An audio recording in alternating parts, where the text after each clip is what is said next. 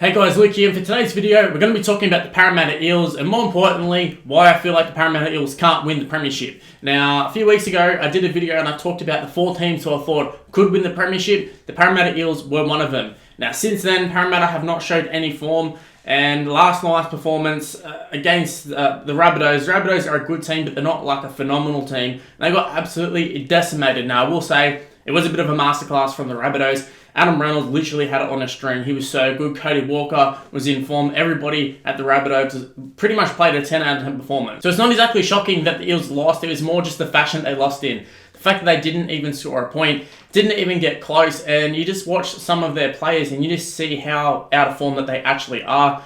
And in my video a couple of weeks ago, when I was talking about the Eels possibly able to win the Premiership, I was saying that, yeah, they're not playing great now, but when it comes to crunch time, I feel like they'll turn it on, and it's starting to get down to that crunch time, and they're not turning it on at all. In fact, they're regressing. They're getting worse and worse.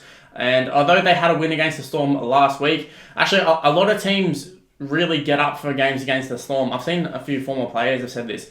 They get up for the game against the Storm, and they actually end up winning that game against a depleted Storm outfit. But they got the job done. It wasn't like a pretty victory, but they got the job done. But the Storm games are so sort of, I don't know, not high energy, but such like a tight contest that next week they're so drained from it that whoever they play next week is going to benefit. I'm pretty sure there was some sort of stat a few years ago where the team who played the week after the Storm had a really, really good season. Something along the lines of that. So I'd say the Rabbitohs did benefit from that to an extent.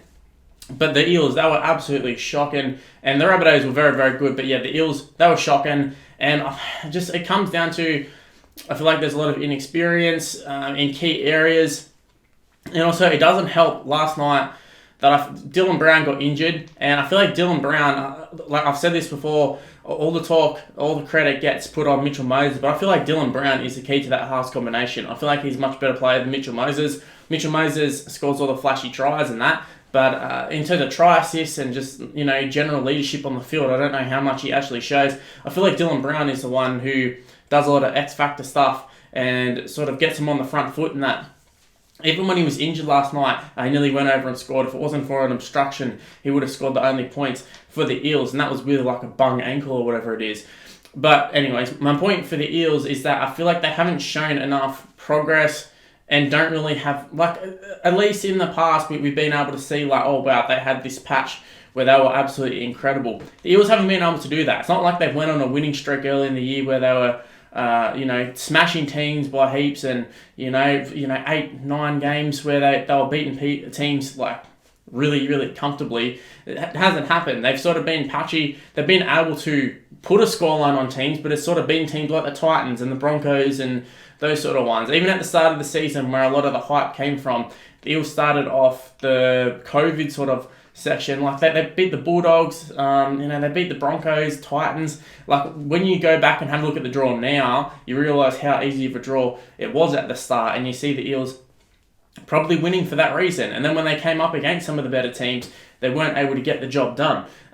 So now at the end of the season, I'm not trying to say they've had an easy draw, but they sit in third position. But yet you can sit there and you can watch the Eels and they don't exactly scream out a third position team. Usually top 3, like you can easily say, yep, they're probably going to, they could make the grand final. But just watching the Eels, there's just no way. And it's not even a case in previous seasons. It's usually teams who do dip a bit towards the back end of the season and then pick it up towards the finals, which is what I thought was going to happen. But it just doesn't seem like it's going to happen, especially with some injuries and that.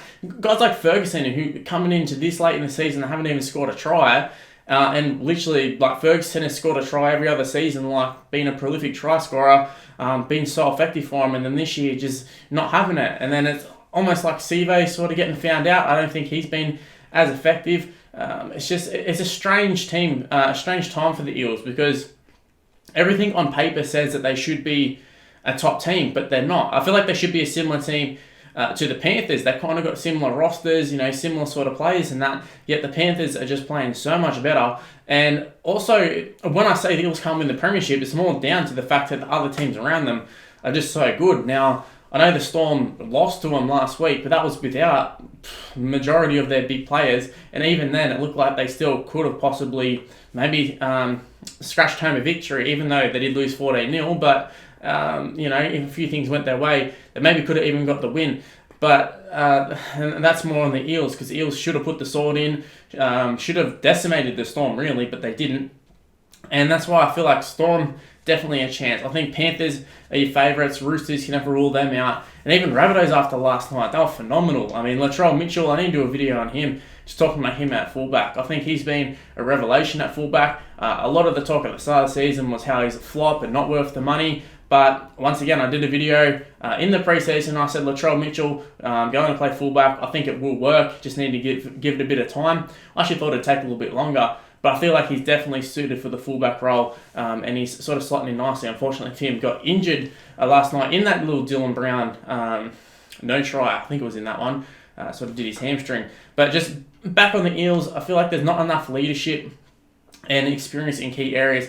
And for me, if they're not showing this form now, at least, so the Panthers are, like I said, very similar team in the sense that they haven't got like a super experienced side who got all this finals experience and got all these premiership winners and that sort of stuff. Like, you can't look at the Roosters and you say, look, been there, done that. When it comes to the big dance, they'll be fine. Your Luke Kearys and all that sort of stuff, they'll be okay. But you look at the Eel side, kind of similar to Panthers, and you say, look, there's not that much finals experience, not even like origin experience, no real big games, no big Australian sort of players, apart from really like Michael Jennings. I can't really name anyone else who's sort of been in some really, really big games and stepped up.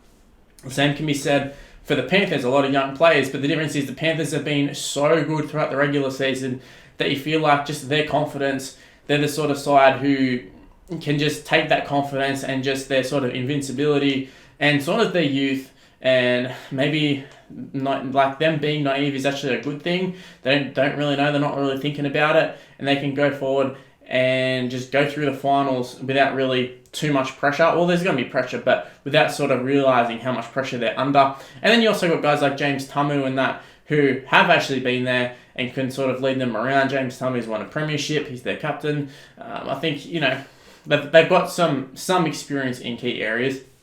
Whereas the Eels, they're just in such bad form. For them to just try and pick it up when the pressure is on, I don't see it happening. I really don't. And I'd love for you guys in the comment section below, let me know. Am I onto something here? Am I right? Are the Eels, are they done in 2020? Because that's what it feels like to me. Just based off last night, I know the Rabbitohs were absolutely exceptional. Everything seemed to go their way. But it was just the fact that the Eels weren't even in the game. They didn't even look like they got close. Got guys like Ferguson who were getting frustrated and not scoring tries and that. I think if you take out Gutherson, I feel like their spine doesn't really offer much. Reid Marnie is a very, very good player. But just in terms of experience and that sort of stuff, leadership, there isn't much there. Mitchell Moses has been very, very quiet. And that's what I've always sort of said about Mitchell Moses. When the team's going good, he's very good. Like, Mitchell Moses is a good NRL first-grade player, but he's not this superstar that the media wants him to be. And I don't think he ever will. Probably similar to Luke Brooks. He probably never will be that New South Wales Australian calibre sort of halfback 5'8". Dylan Brown I feel like can be.